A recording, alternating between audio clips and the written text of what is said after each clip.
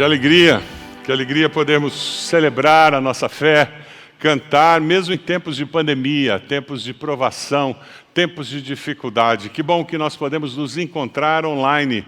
Graças a Deus, porque existe tecnologia que não nos impede de celebrar a nossa fé, de sermos fortalecidos, de juntos, como corpo de Cristo, permanecermos servindo ao Senhor com fidelidade. Louvado seja o Senhor.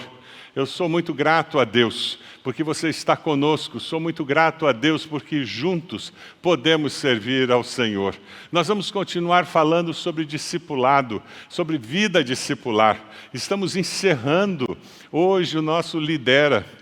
Tivemos um tempo abençoadíssimo, desde sexta-feira à noite, com servos e servas do Senhor de todo o Brasil. E nós vimos o Senhor agindo, respondendo orações, nos instruindo, aquecendo nossos corações. Como nós somos gratos, porque Deus esteve presente. Que Deus continue agindo no nosso meio, nos estimulando a sermos cada vez mais uma igreja discipular. Louvado seja o Senhor. Quando nós pensamos numa igreja discipular, nas marcas do avivamento na vida de uma igreja discipular, nós somos lembrados de que nós somos discípulos do Senhor, sim, discípulos em missão. Nós não estamos aqui por acaso, existe um propósito divino que se cumpre na nossa vida. O cristão não está nessa vida por acaso, Deus tem um plano, existe um propósito. Você não concluiu uma faculdade, você não terminou o 3º grau por acaso, Deus tem um plano. Quando você pensa que apenas perto de 12% da população brasileira consegue concluir o 3º grau, e alguém chega para você e diz: pastor, eu consegui me formar. Você diz: Deus tem um plano, não é por acaso que você conseguiu concluir o 3º grau. Nada acontece por acaso em nossas vidas. Como é importante nós termos consciência disso. O Salmo 139 nos diz que quando estávamos sendo tecidos no ventre da nossa mãe, aquelas células estavam se multiplicando de uma maneira incrivelmente rápida, maravilhosa, e algumas células escolhendo ser cérebro, enquanto outras decidiam ser pé, e outras decidiam ser um órgão vital. Deus estava presente naquele processo, Deus já nos conhecia, Deus já nos amava e Deus já tinha um plano para você. É impressionante quando nós pensamos nisso e chegamos ao entendimento de que Deus existe e nos conhece. Deus é Senhor da história. Deus é Senhor da história da sua vida. Você vive com essa segurança de que Deus é Senhor da história da sua vida? Você vive com essa certeza de que Deus é Senhor da história da sua vida? Isso faz toda a diferença. A Bíblia fala da eterna bondade de Deus, a Bíblia fala da misericórdia de Deus que se renova a cada manhã, mas não adianta eu saber de tudo isso se eu não vivo com a segurança de que Deus é Senhor da história da minha vida. Quando eu vivo com a certeza de que Deus é Senhor da história da minha vida, meus pés estão plantados na rocha eterna. Não interessa o que aconteça na minha vida, não interessa quais são as circunstâncias, eu sei em quem tenho crido. O apóstolo Paulo vivia com essa segurança, e é por isso que lá em 2 Coríntios, capítulo 2, versículos 14 a 16, ele nos diz assim: mas graças a Deus, que sempre nos conduz vitoriosamente em Cristo, e por nosso intermédio exala em todo lugar a fragrância do seu conhecimento, porque para Deus somos o aroma de Cristo entre os que estão sendo salvos e os que estão perecendo. Para estes somos cheiro de morte, para aqueles fragrância de vida. Mas quem está capacitado para tanto? Ele vivia sendo conduzido em triunfo, porque ele tinha certeza que Deus era Senhor da história da sua vida. Essa convicção ajudava-o a ter senso de missão. Ele tinha certeza que ele estava aqui nessa vida com um propósito. Você vive com essa segurança? Você vive com esse senso de missão? Que se você acordou nessa manhã, se você viveu durante o dia de hoje, se você respira, se você está saudável, é porque Deus tem um propósito. Se você consegue ter inteligência, se você tem oportunidades de trabalho, é porque Deus tem um propósito. Se você está buscando um emprego, se você tem uma família, é porque Deus tem um propósito. Juan Carlos Ortiz, no seu livro Discípulo, um clássico da literatura cristã. Se você não leu ainda, você precisa ler. Juan Carlos Ortiz, o livro O Discípulo, ele nos fala sobre essa percepção de vida que nos leva a viver com esse senso de missão. E ele diz, olha, o discípulo que entendeu qual é a missão dele no mundo, ele abre as suas casas para os vizinhos e faz discípulos. Enquanto ele mora naquela vizinhança, ele faz discípulos. Ele está na faculdade, ele estuda, ele tira notas, ele passa de ano, ele ganha um diploma, e enquanto ele faz isso, enquanto ele estuda, enquanto ele passa de ano, ele vai fazendo discípulos. Aquele empresário, ele abre a sua empresa, e enquanto ele faz negócios, enquanto ele produz alguma coisa, enquanto ele ganha dinheiro, ele faz discípulos. E é por isso que ele abre um pequeno grupo na sua empresa. Aquele funcionário, ele trabalha, ele ganha promoção na empresa, mas enquanto ele trabalha, ganha promoção na igreja, ganha o sustento para a sua família, ele faz discípulos. Por que tudo isso acontece? Porque existe um senso de missão. Aquela dona de casa cuida dos filhos, cuida da sua casa, e enquanto ela cuida dos filhos, cuida da casa, ela faz discípulos, ela abre a sua casa. Por quê? Porque existe um sentimento, existe uma convicção de que eu não estou nesse mundo por acaso. E quem tem essa convicção começa a ser conduzido em vitória. É isso que o apóstolo Paulo diz. No versículo 14 ele diz, mas graças a Deus, que sempre nos conduz vitoriosamente em Cristo. Na realidade, ele usa essa metáfora lembrando o desfile do triunfo da antiga Roma. Quem ouvia ele falar, quem estava ouvindo alguém ler a carta de Paulo, e era assim que acontecia, naqueles dias a maioria das pessoas eram analfabetas, então a carta chegava na igreja e um dos poucos membros que tinha a condição de ler, pegava aquele papiro, abria e lia, e todos aqueles outros irmãos que não tinham condições de ler, ouviam. E eles associavam, e quando eles escutavam dizendo que sempre nos conduz vitoriosamente, esse termo era muito usado para falar do desfile, do triunfo da antiga Roma. Era um dia de muita importância. Talvez uma pessoa presenciasse apenas uma vez esse desfile de tão importante que ele era. Apenas um general romano que cumprisse determinados requisitos poderia participar de tamanha honra, receber tamanha honra. Para poder participar do desfile de triunfo e ser honrado assim, o general ele precisava ter sido comandante no campo de batalha, ele precisava ter conquistado uma região e pacificá-la completamente. As tropas vitoriosas precisavam ter retornado ao lar.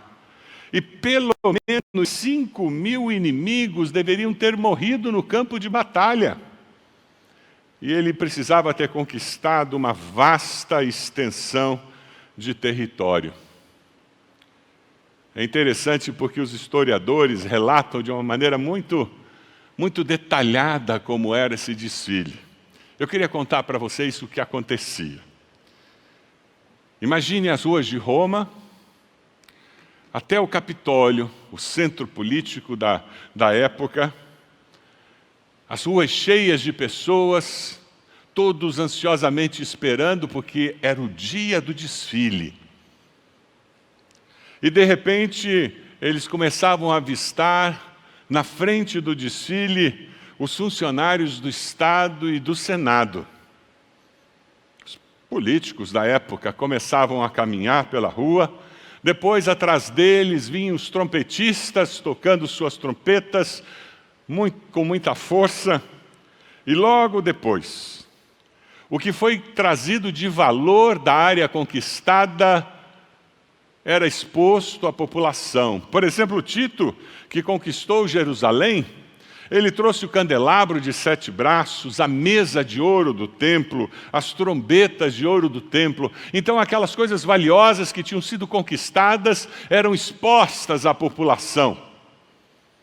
E logo atrás desses tesouros, um touro branco muito bonito, grande, era arrastado porque esse touro seria sacrificado ao final do desfile. Atrás do touro vinham os escravos, aqueles que foram trazidos cativos, gente comum, e os príncipes estavam sendo arrastados. Atrás deles, músicos com suas liras, seguidos pelos sacerdotes, com seus incensários exalando um doce perfume que todos que assistiam na rua podiam perceber que estava chegando o grande momento, porque o general iria passar. Em um carro com 4 cavalos, ele de pé, vestido com uma túnica vermelha, bordada com palmas de ouro, recebia toda a honra e com um cetro na mão e um escravo que sustentava a coroa de Júpiter sobre a sua cabeça. Atrás do carro do general vinha uma carruagem com a sua família, que também era honrada naquele momento. E, finalmente, atrás da carruagem com a família do general, vinha o exército que ele liderara, gritando: venci! E o exército vinha repetindo esse grito de guerra: venci! A multidão gritava, a multidão perdia-se naquela êxtase da vitória e da grandeza de Roma.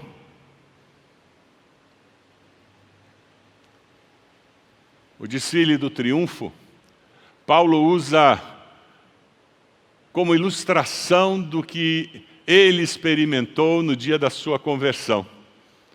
Quando de perseguidor ele se transforma em perseguido, quando de um homem que dependia das suas obras para ser aceito por Deus, ele descobre que através da morte de Cristo Jesus seus pecados são perdoados, e ele percebeu-se amado e aceito por Deus. Para Paulo, seu desfile do triunfo começou na estrada de Damasco e continuou sem cessar através de todas as suas viagens e o seu martírio em Roma. O processo da vida cristã é o nosso desfile de triunfo. Aleluia! O processo da nossa vida cristã é o nosso desfile de triunfo. E o seu desfile de triunfo quando começou? Quando foi que você iniciou essa caminhada, recebendo a honra de ter tido a vitória contra o pecado e contra a morte? Quando você começou a ser conduzido por Cristo Jesus na direção da terra celestial? Que dia que isso aconteceu? Ainda não aconteceu? Você precisa arrepender-se dos seus pecados, confessar Jesus como Senhor e Salvador, e experimentar a nova vida que há em Cristo, e iniciar essa caminhada, sendo transformado pelo poder de Deus e conduzido pelo Espírito Santo de Deus para a vitória. O desfile do triunfo faz parte da caminhada cristã de todo aquele que conheceu Jesus como Senhor e Salvador. Em triunfo, e é assim que o Senhor deseja nos conduzir, em triunfo, é assim que o Senhor deseja que você viva. É por isso que quem segue a Jesus, é discípulo de Jesus, é otimista. Enfrenta uma pandemia como essa sem se desesperar, porque tem confiança naquele que controla a história das nossas vidas. Você confia no Deus que controla a história da sua vida? Quem sabe hoje o que você precisa fazer é retornar para aquela rocha eterna, colocar seus pés bem fincados nela e dizer: Senhor, perdão, porque eu parei de confiar naquele que me deu vida e vida eterna. Quem sabe o que você precise fazer hoje é dizer: Senhor, me perdoe. Eu fiquei tão apavorado com tudo que está acontecendo ao meu redor que eu perdi de vista que o Senhor é Senhor da história da minha vida. Que a minha vida está na palma das suas mãos. Eu me entrego ao Senhor. E eu descanso no Senhor. É por isso que a palavra nos diz, lançando sobre Ele toda a nossa ansiedade. Sabe por quê? Porque Ele tem cuidado de nós. Porque quando nós entendemos isso e caminhamos em triunfo, nós descobrimos que Deus usa as nossas vidas para abençoar outras pessoas. E hoje, mais do que nunca, a sociedade precisa perceber discípulos que andam em triunfo, para que eles descubram que há esperança sim em Cristo Jesus, há vitória sim em Cristo Jesus. Mais do que nunca, os nossos amigos, vizinhos, parentes, colegas de trabalho, de faculdade, precisam de uma palavra de esperança. A igreja é a esperança do mundo. Você que é a igreja é a esperança do mundo. Você tem as palavras de vida eterna. Você pode exalar um perfume que traz esperança para aqueles que estão perto de você. É assim que o apóstolo Paulo continua falando com aqueles cristãos em Corinto. Versículo 14, ele diz: e por nosso intermédio exala em todo lugar a fragrância do seu conhecimento. No desfile do triunfo, os sacerdotes andavam com os incensários, exalando um doce perfume por toda a rua. Quem já foi católico, talvez tenha visto isso. Ainda existem igrejas católicas que usam incensário. E o padre vem, ou o coroinha vem com aquele incensário e tem alguma coisa dentro queimando que exala um certo perfume. E muitas religiões usam isso. Os sacerdotes faziam isso no desfile de triunfo. E o perfume do incensário era sinal de alegria, de vitória para os romanos. Mas para aqueles escravos, para aqueles reis que tinham sido capturados, aquele perfume doce do incensário era sinal de morte, de derrota, de escravidão. Para os romanos, um sinal de alegria, de vitória. Para os outros, sinal de morte e de escravidão. Paulo usa de novo isso como ilustração para nos ajudar a entender a dimensão espiritual da vida.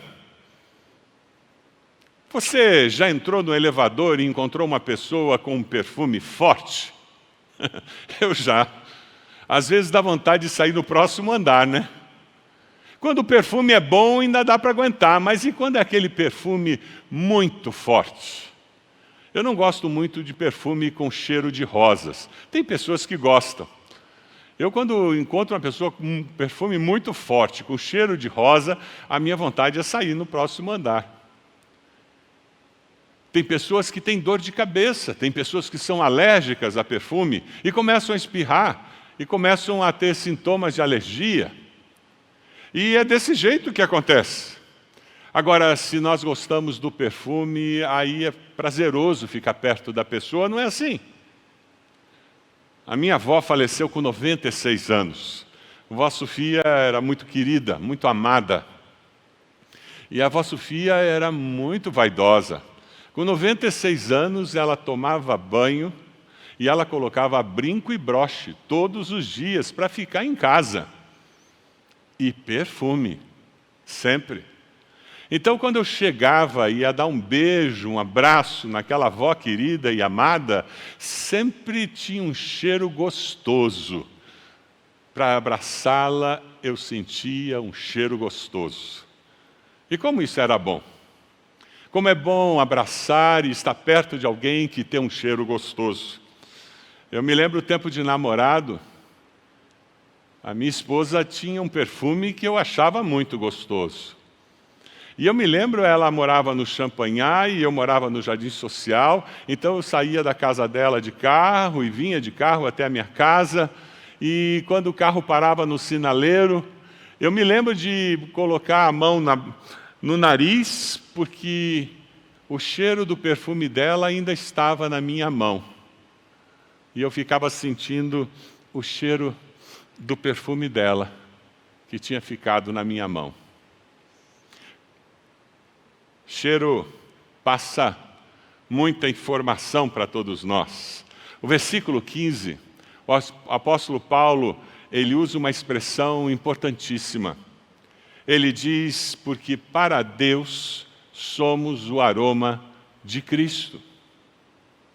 E o apóstolo Paulo vai começar a relacionar essa questão de cheiro, e ele diz, olha, por nosso intermédio, nós exalamos em todo lugar a fragrância do conhecimento de Deus. Assim como aquele incensário no desfile de triunfo, assim como alguém que usa um perfume exala um cheiro, nós, com a nossa vida cristã, o nosso relacionamento com Cristo, nós somos um perfume que as pessoas percebem. Outras traduções, ao invés de usar aroma de Cristo, dizem somos o bom perfume de Cristo. É interessante porque, para muitas pessoas, nós somos o único evangelho que será lido. Elas não lerão o evangelho de Jesus segundo Mateus, segundo João, segundo Marcos, segundo Lucas, porque nunca lerão a Bíblia. Mas elas lerão o evangelho de Mateus segundo Luís.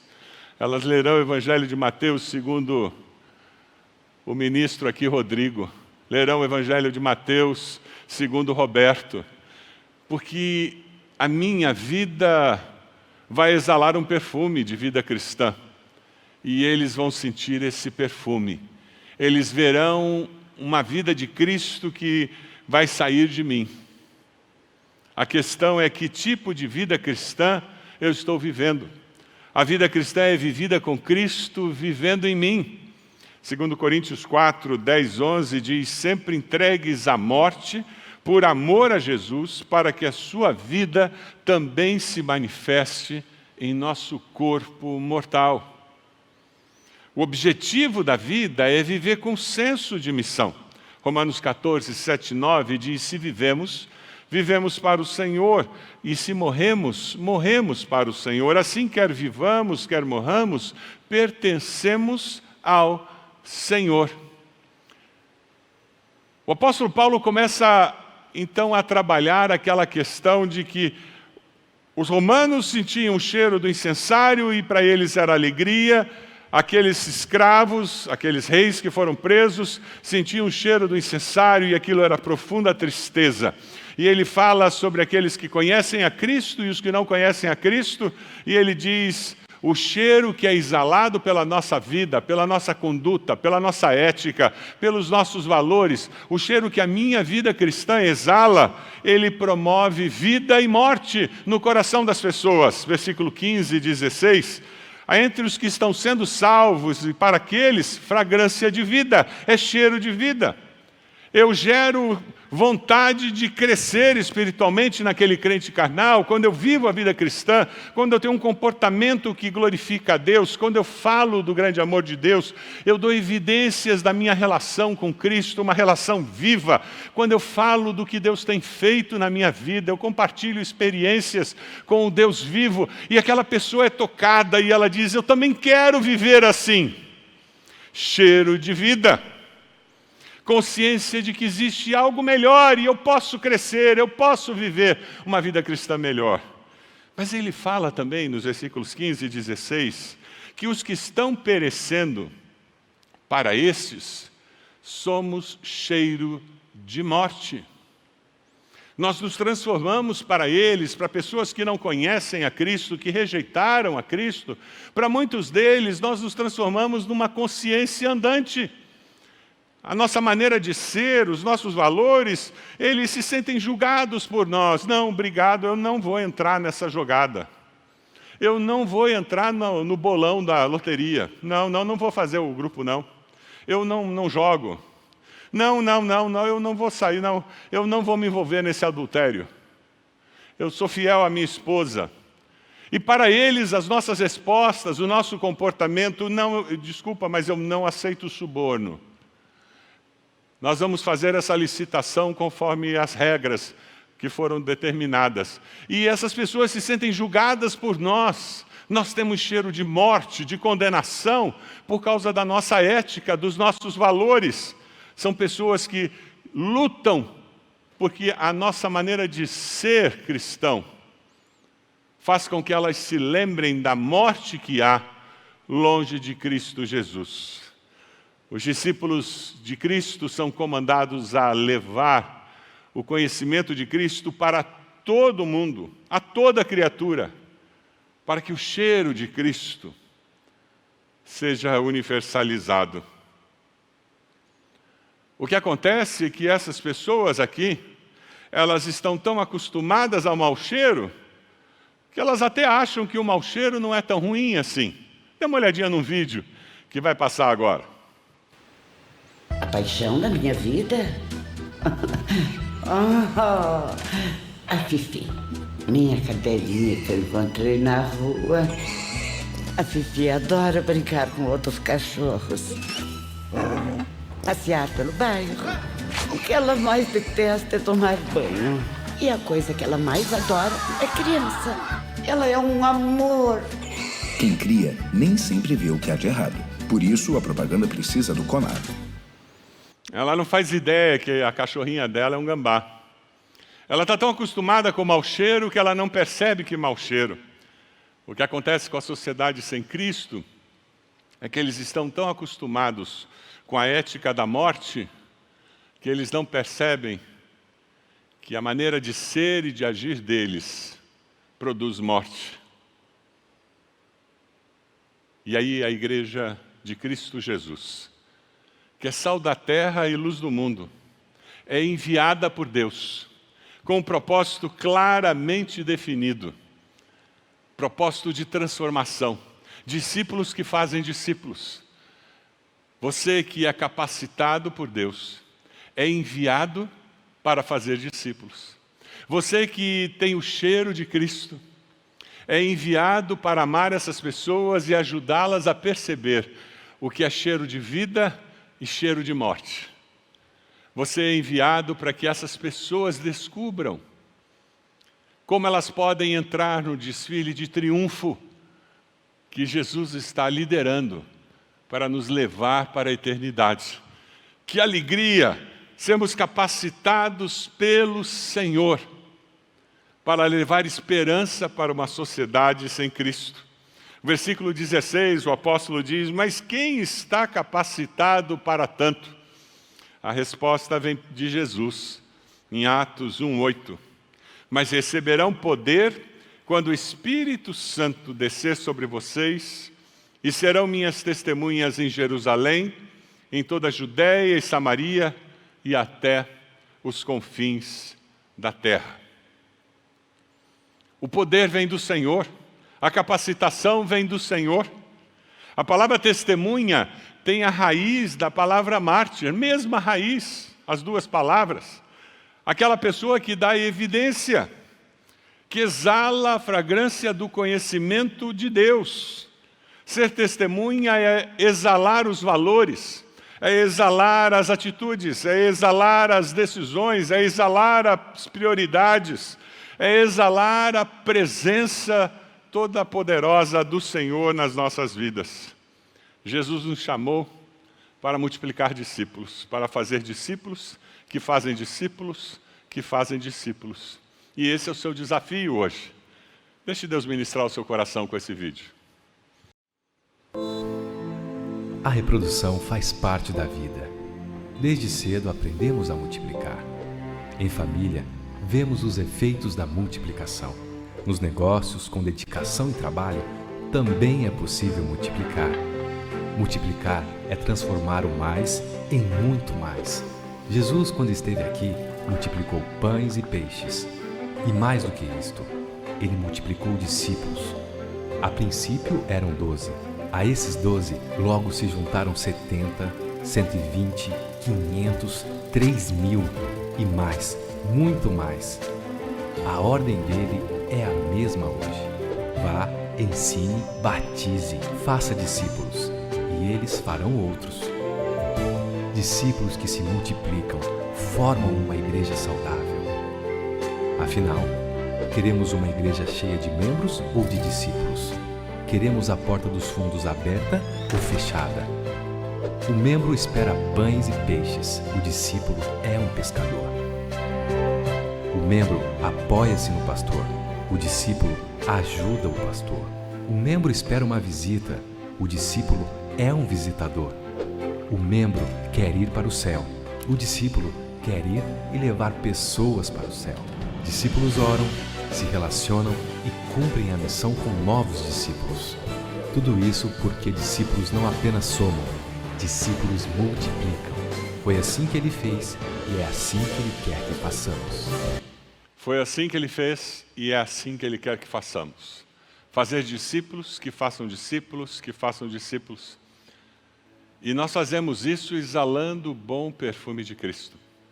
Nós fazemos isso sendo capacitados pelo Espírito Santo de Deus que habita em nós. Nós somos selados com o Espírito Santo no dia da nossa conversão. A minha primeira pergunta para você é se você já se arrependeu dos seus pecados e confessou Jesus como Senhor e Salvador da sua vida. Se você ainda não fez isso, eu queria desafiar você a fazer uma oração nesse momento. Aonde você está? Abaixe a sua cabeça e diga: Senhor meu Deus. Diga isso para Deus. Eu me arrependo dos meus pecados. Diga isso para o Senhor. Eu me arrependo dos meus pecados e eu confesso Jesus como meu Senhor e Salvador. Eu entrego minha vida ao Senhor. Cumpra a tua vontade na minha história. Se você fez essa oração, eu quero desafiar você a entrar em contato conosco. Você vai ver aí na tela um telefone, você pode entrar em contato conosco através do WhatsApp. Você pode no chat entrar em contato conosco também.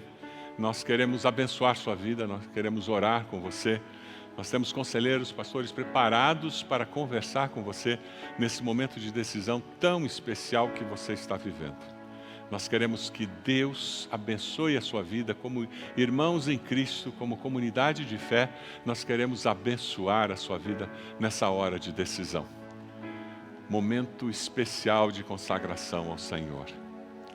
E eu quero falar com você, você que já fez uma decisão ao lado de Jesus. Eu queria desafiar você a orar por pessoas que estão passando nesse tempo um momento de provação, de dificuldade, que não conseguem viver com a segurança de que Deus é Senhor da história da vida delas. Pessoas que vivem ansiosas, aflitas, temerosas, por causa do Covid, por causa da insegurança na área da saúde, insegurança na área da economia, insegurança na área da educação. Tantas razões que levam a tantos a viver com um coração ansioso, aflito. Eu quero desafiar você a mandar uma mensagem para essa pessoa de esperança, a telefonar para essa pessoa dizendo: Deus está no controle da história. Às vezes dá a impressão que não está, mas Ele está, porque Deus é Senhor. Você faz isso? Se você vai fazer essa ligação, eu quero que você entre no chat agora e diga: eu vou ligar. Mande essa mensagem no nosso chat.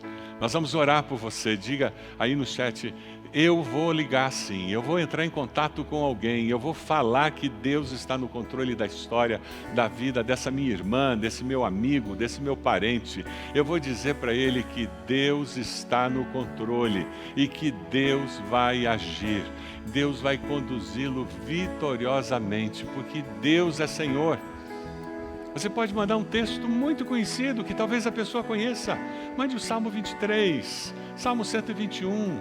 Quem sabe um outro texto que para você tem muito significado.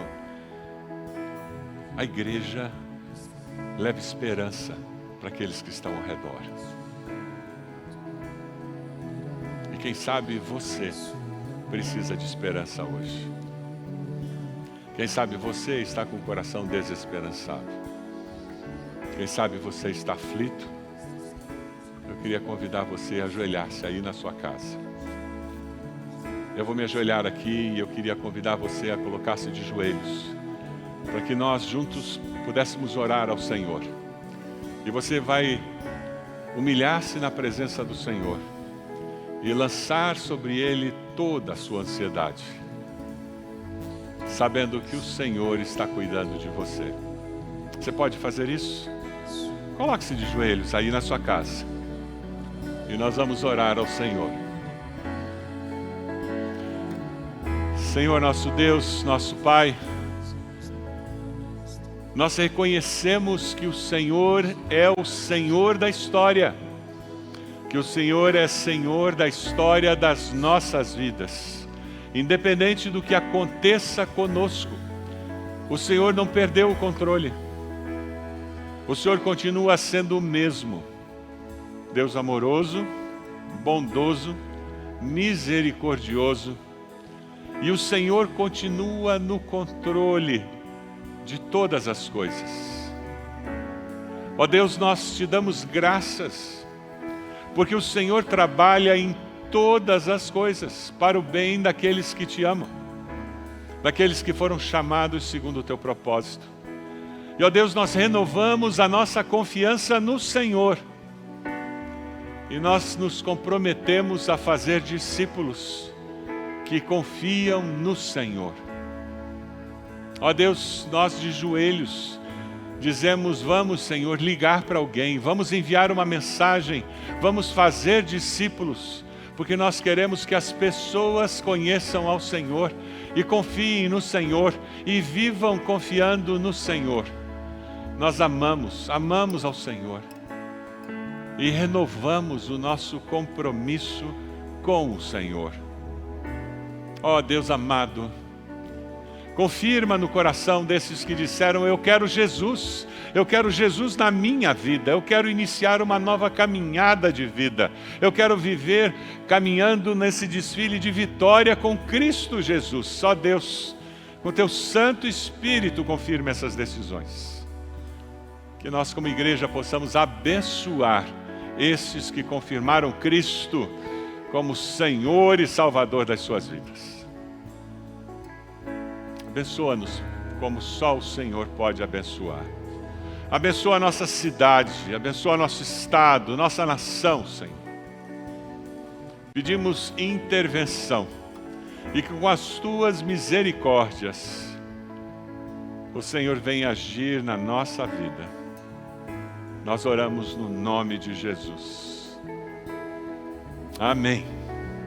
Amém.